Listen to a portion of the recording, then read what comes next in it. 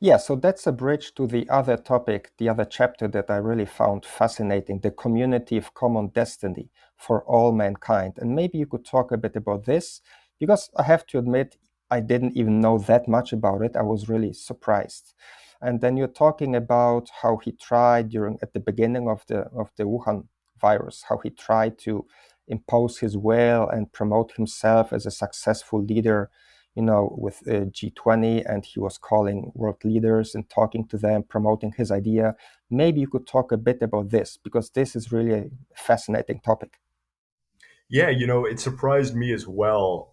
This was a term that I kept coming across in all of the books that I was reading and all of the speeches that I was reading. It's something that has really proliferated across Chinese Yes, officialdom, really starting in 2012, and it's gotten so bad now that if you're a government official in China, you can't say anything without a nod to the community of common destiny for all mankind, or something that's also sometimes referred to as creating a shared future for all mankind or all humankind, depending on how you translate that. And on the surface, it appears very anodyne. It sounds like a new and improved globalization, globalization 2.0, and it will be better than ever, and we're all going to cooperate, and everything's going to be wonderful, right? But in fact, once you dig into official Chinese writings about what is that vision for the future, what is that strange term, that jargon, what does it yes. actually mean? It is surprisingly Orwellian and dystopian. Well, I think what living in democratic countries, we would look at that and say, this is a very dark vision for the future. Really what a community of common destiny for all mankind is, or constructing that in the terminology that they use, constructing this, what that means is actually exporting China's form of governance and the Chinese Communist Party's ideology and practices around the world. So in other And words, the to interesting thing, rewire to the rewire interesting the thing that you entire world. mentioned is also that I guess the broader public thinks that One Belt, One Road is his like a primary project, but you write that actually even this is just a pillar of this broader project, the community, right? So even the One Belt, One Road is just a small part. Well, One Belt One Road is very big, Yeah, but but you're right. it's It just a is just pillar one of this component. project. Yes, it's just one component. It's just one of Yes. the ways in which China's government is trying to achieve this broader global objective of basically creating a world in which countries everywhere will increasingly look like China, where the Chinese Communist Party will be able to replicate itself and we'll see more and more one party dictatorships. So could you briefly maybe explain it like to the audience, like also it's related to his belief in Marxism. So could you maybe tell a little bit how both topics are related?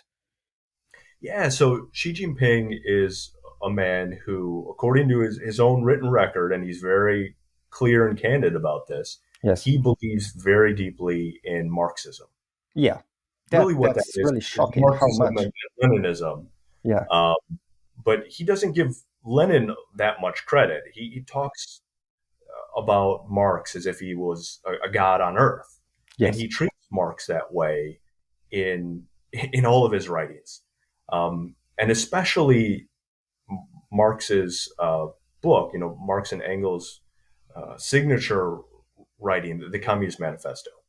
This idea that you have forcible overthrow of all existing conditions, that you turn society upside down and you use despotic means to put all power, all financial power, military power, political power, narrative power. You put all forms of power into the hands of a one-party dictatorship. And then you use that to try to re-engineer society and ultimately to try to re-engineer the entire world, Yes, all societies, right. all societies. It's very globalist in outlook. And then you That also write that he says that the US should recognize that they are wrong and they should accept the leadership of the CCP and of Marxism. absolutely. I mean, If he really believes this, then it's really there is no help for us if that's what we are dealing with. And probably that's what most people don't know. So that's really the amazing thing about your book, that you prove it with, quotes and sources, Chinese sources. That's very unique. It's not just Xi Jinping, though. I think this is the Chinese Communist Party elite. So Xi Jinping and all those around him on the Politburo Standing Committee, they really do, if we take them at their word, they really do seem to believe that their system is superior. They believe that their ideas are superior, and they need to be foisted on others. It's almost this evangelical belief that you have to spread the good news to countries around the world. And when you look at what they're actually talking about and what they're trying to spread to other countries around the world, it looks very irrational, right? Because we're talking about a very deeply authoritarian regime. Okay, the next topic I wanted to ask you about is, you mentioned this strategic and tectonic shift in the US perception of China, the national security strategy in December 2017. And then what happened in the 90s, you mentioned a lot of names of people who talked, that the writing is on the wall, like Mark Stokes and Michael Pillsbury, Robert Kaplan, James Mann, and Aaron Friedberg.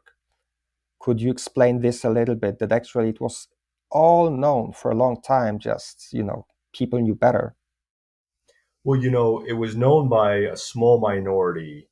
There were a small minority of China analysts and international relations experts and intelligence officers who, really starting in the mid to late 1990s, predicted accurately that China was going to go in the direction that it has gone in. Yes. But I think it's important to remember that this was a very small minority. They were treated like a fringe. In many ways, they were outcasted by the broader Chinese studies community, because what they were talking about was something that went really against the grain. Because the fundamental assumption that has driven U.S. PRC relations since 1979, of course, has been that the U.S. was going to cooperate with China, that it would be in their strategic interest, and that it would also be in our strategic interest. That initially we were going to cooperate together because we needed to defend ourselves against the Soviet Union, which in the late 1970s and all through the 1980s, really until 89, appeared almost unstoppable. Yes. If you look at the Soviet military buildup, for example, that was going on at that time, it made people panic. I mean, they really thought the Soviet Union was going to achieve world domination by some accounts. And nobody foresaw that the Soviet Union was going to collapse. Well, the Soviet Union, of course, did collapse. And after it collapsed, the United States, for a variety of reasons, convinced itself that other countries, other communist countries around the world, China, Cuba, North Korea, and the list goes on, doesn't it? That all these communist countries, all these authoritarian regimes were going to collapse, and that they were going to become liberal democracies, and that it might be messy, but it was inevitable. It was this almost mythical, magical they thinking. They were on the wrong side of history, right? Yeah, these countries were on the wrong side of history, and there was these iron laws of history. Of course, I don't know what that means, but it didn't matter what they tried to do to save themselves. They were going to have to, become liberal democracies the way we were.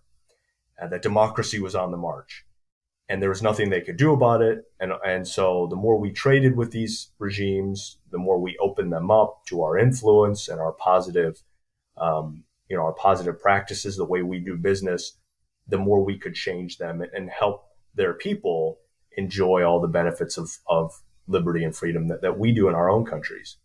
But of course, that's not what happened. Okay. The other question is, I have the feeling that because Taiwan is now being perceived better and better, and kind of, as people see really the truth, the differences between China and Taiwan, do you think that maybe it affects also all those CCP shills and those influencers, that maybe they kind of calm down a little bit and are quieter now when they see what's really, like, A lot of people, as we just discussed, were warning about the CCP, and now it's becoming more and more clear and obvious. So do you think that those people kind of lost their steam a little bit and kind of calmed down, and now it's maybe less popular to promote those views as before, that, CCP is inevitable and they have to win, and it's kind of, we have to wait. Every new chairman is like a reformer. I think that's more and more difficult to promote. I really want to believe that, Richard. I hope that is the case, but I'm not sure that it is. I still find it remarkable how many American elites, and I can't speak for other countries here, although I could point to other examples in other countries that look pretty, pretty surprising. But here in the United States, for example, it's very difficult to make a Hollywood movie that is not censored by China's government. I mean, Top Gun or Top Gun 2 is a pretty extraordinary example of how a movie was initially censored in an obvious way to make Beijing happy. And then because the Chinese government went overboard and they tried to make Top Gun a movie that it was never going to be. In other words, a movie that was not going to be pro-America, pro-military, patriotic, that eventually the funders in the Chinese Communist Party left. They said, well, we're not going to support your movie if you don't do exactly what we say.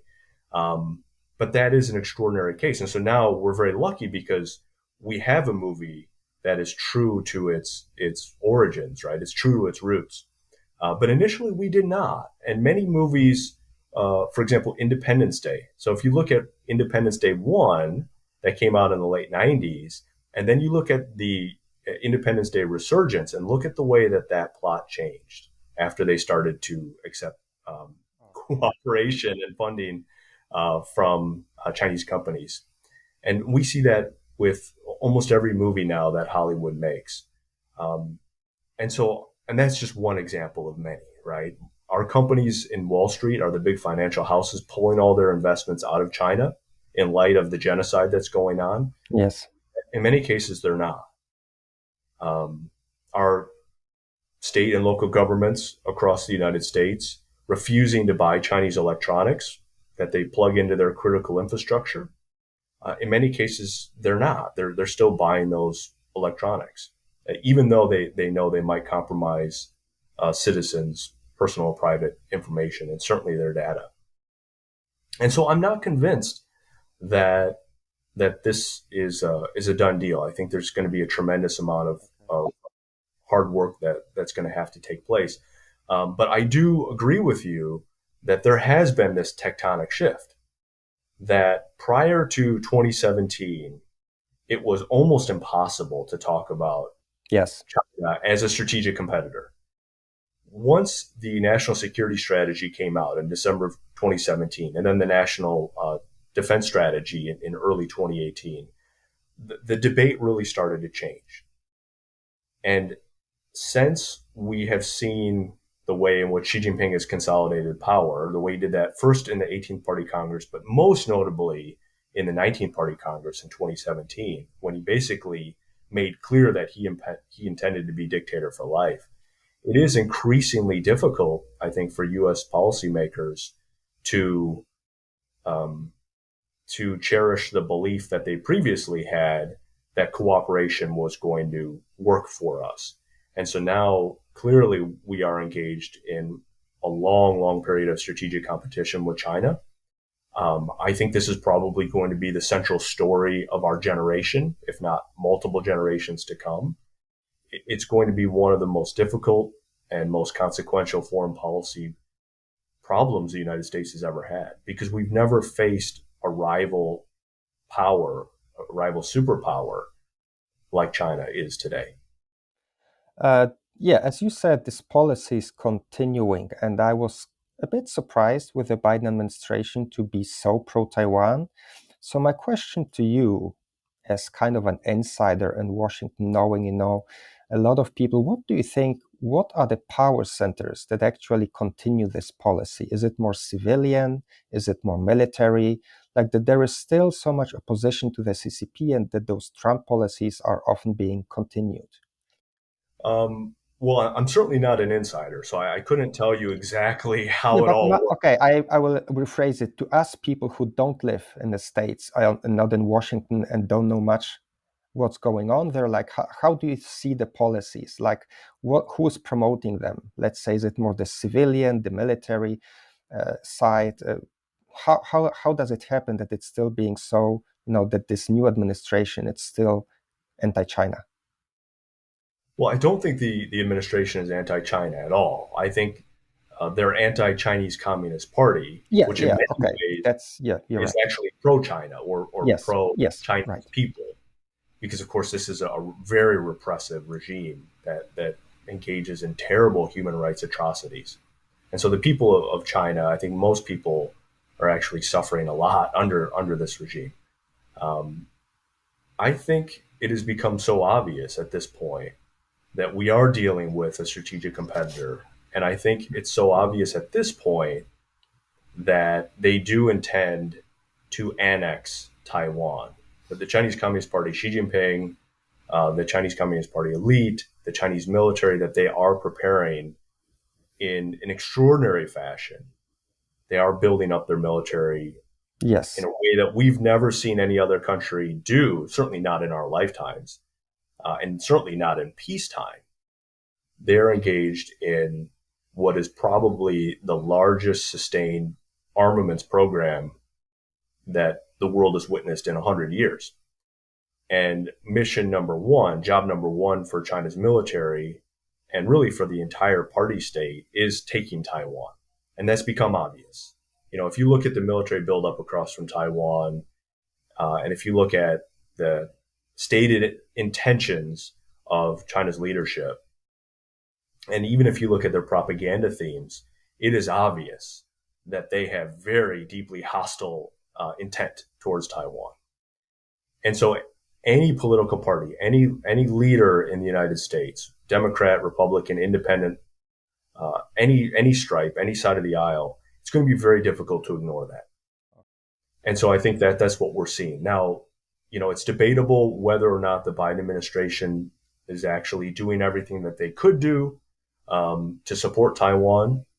My personal belief is that there's a lot more that they need to do and that they should do, and that there's a lot of hard work that needs to be done. But clearly, the president himself, President Biden, has been openly supportive of Taiwan, and he's repeatedly yes. said that he intends to defend Taiwan if China should invade.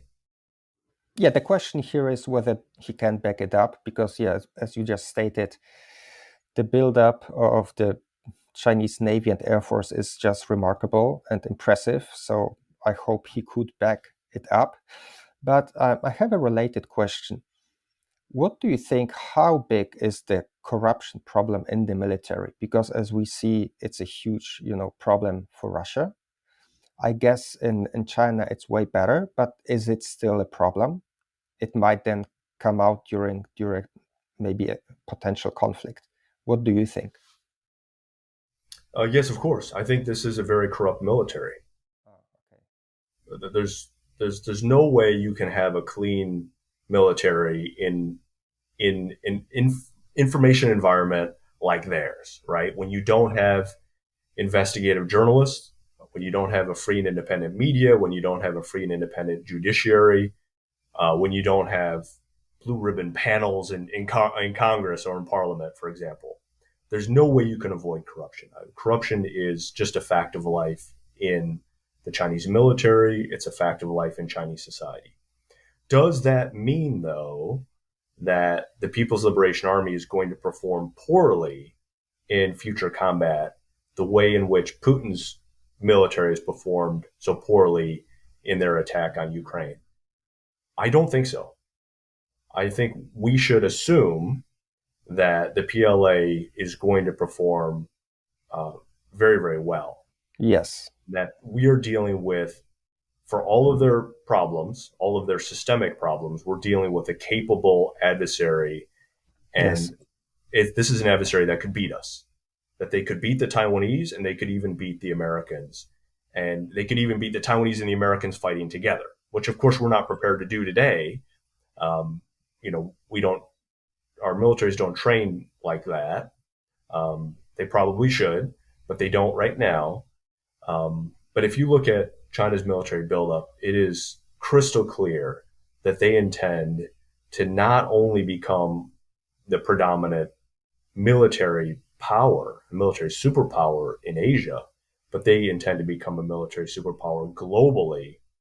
They're building up the kind of military power that could, theoretically, if they're successful, that could put them on a path where they're able to take on Taiwan and the United States and Japan and the UK and the Aussies all at the same time and win. Because if you're a military planner in Beijing, you have to assume for worst case scenarios, which means you have to assume for a scenario where you're going to have to deal with all of, not only the Taiwanese, but the Taiwanese and the Americans and all of America's allies. And so you have to build up the kind of military power that gives you a good shot at doing that.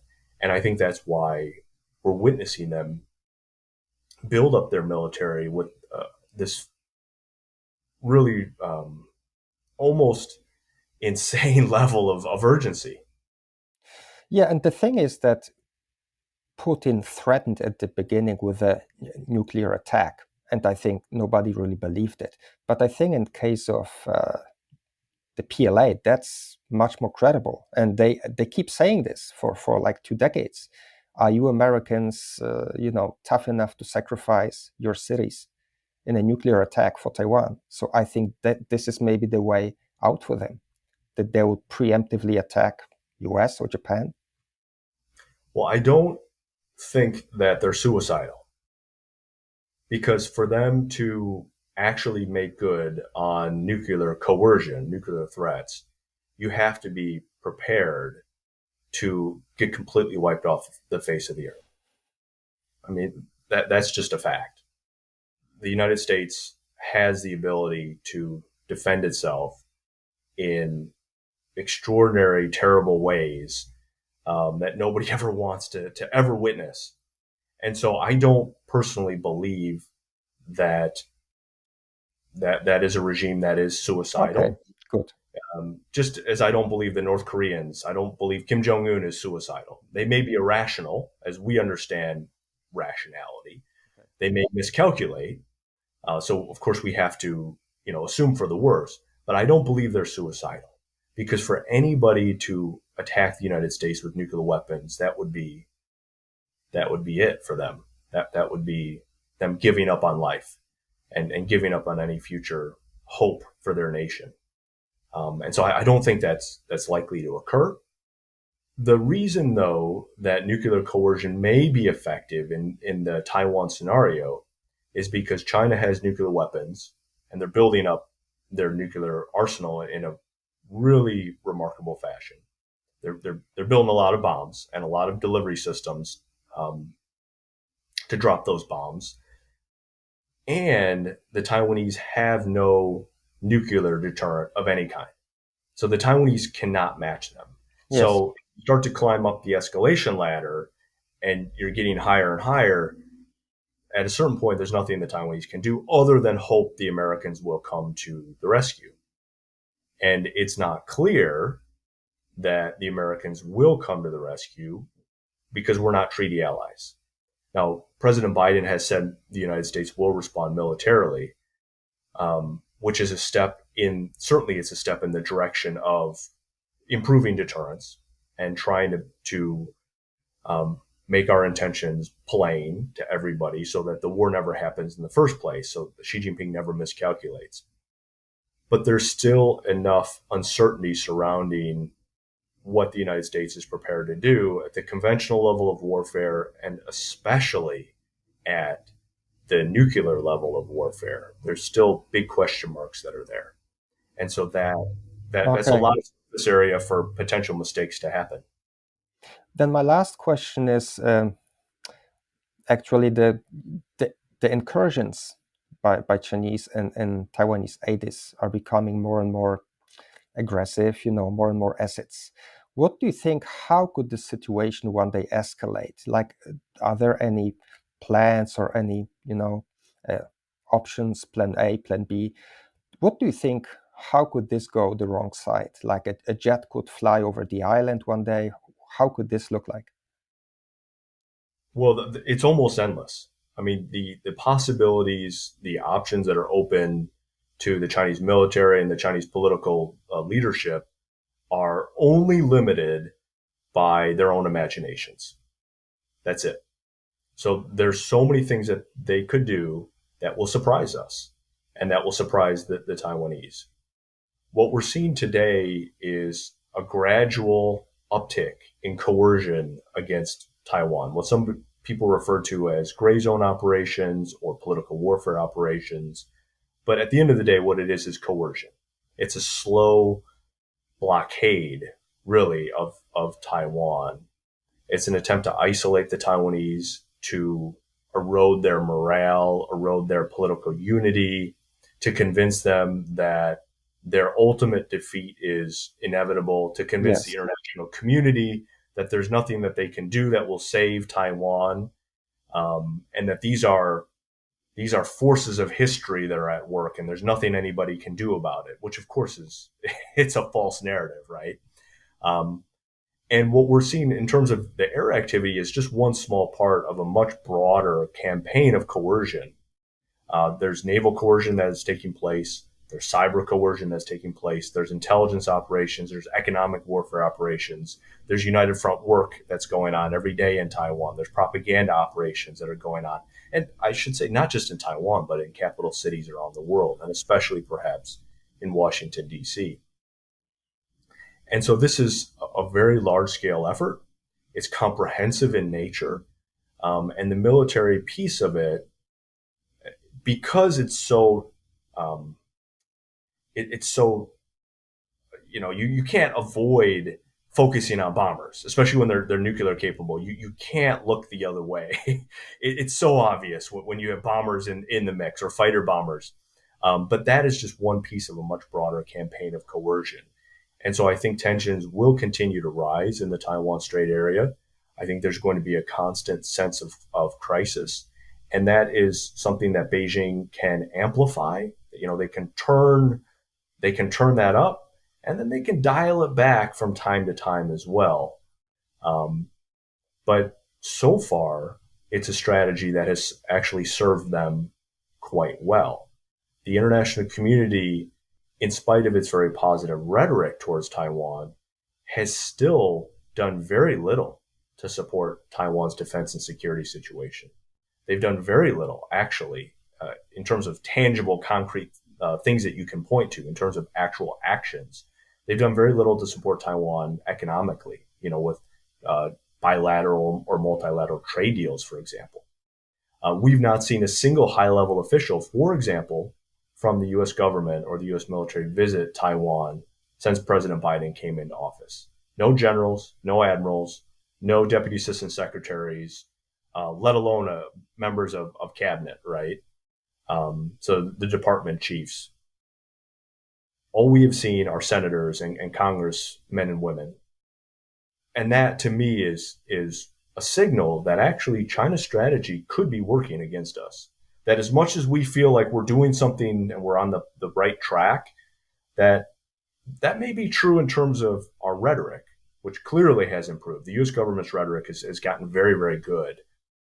But in terms of the real world, that will ultimately decide whether or not our generation and future generations to come will enjoy peace. That's a big question mark.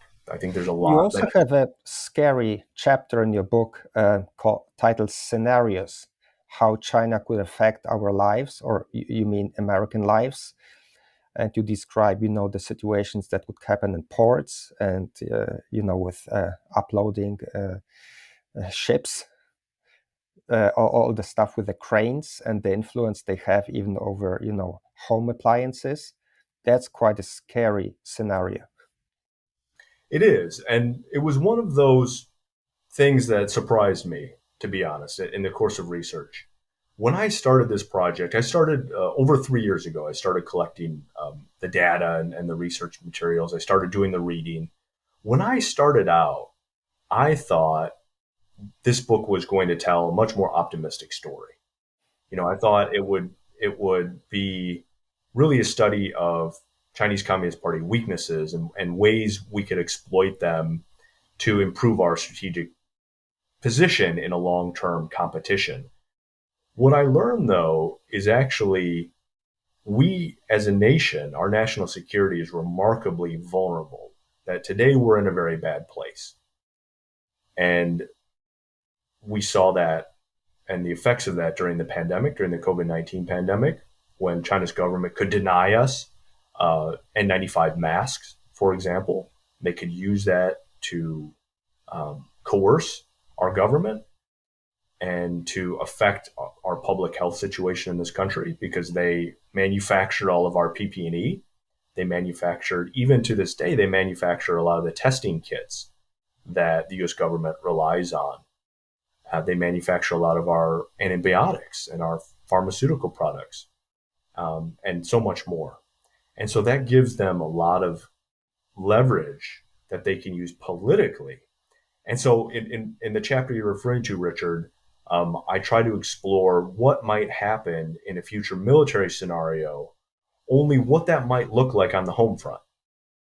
Because so many books have been written and so many really interesting articles have been written about what a Taiwan scenario might look like. CNN came out with a really interesting one just yesterday, which I found fascinating.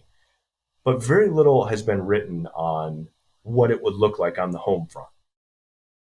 And when you look at that and when you explore those types of scenarios, at least to my mind, it is pretty remarkable. In fact, it's a very dark picture that emerges. Yes, so was I. I was Really really is surprised. speculative, right? Because we don't know how it would play out, and we're trying in that part of the book. I'm trying to think about the future, right? And nobody can predict what the future will look like.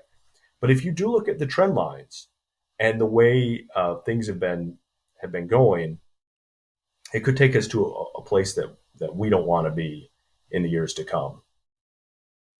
Ian, thank you very much for your time. It was really a pleasure, both Richard, reading your book and listening to you. well, thank you so much. Really appreciate it. And thank you so much for the opportunity. Thank you very much, Ian. Goodbye. Bye-bye.